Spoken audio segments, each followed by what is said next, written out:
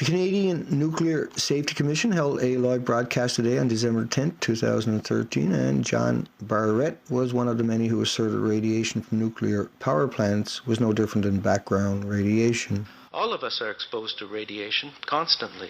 Even now, here in this room, we are receiving radiation.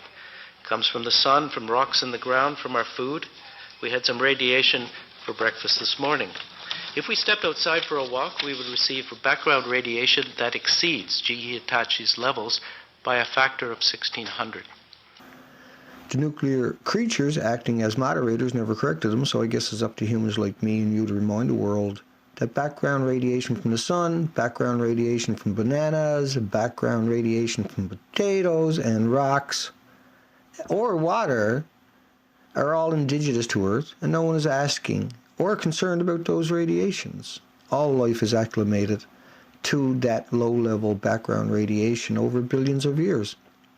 The Canadian Nuclear Safety Commission's live broadcast today was supposed to be about man-made isotopes and radiation that will cause 80% of all babies in Fallujah to look like this. Bananas, rocks, and sunlight are natural background radiation that has nothing to do with nuclear radiation.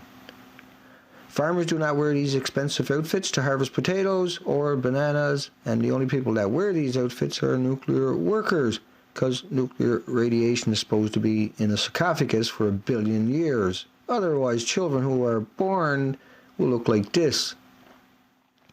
John Barrett stabbed all Canadians in the back today, and so did the Canadian Nuclear Safety Commission during the live broadcast, because they never reminded or corrected John Barrett's misrepresentations, exaggerations, and dilutings of the facts by bringing inappropriate, natural, insignificant background radiations like water, sun, rocks into an equation where E equals mc squared.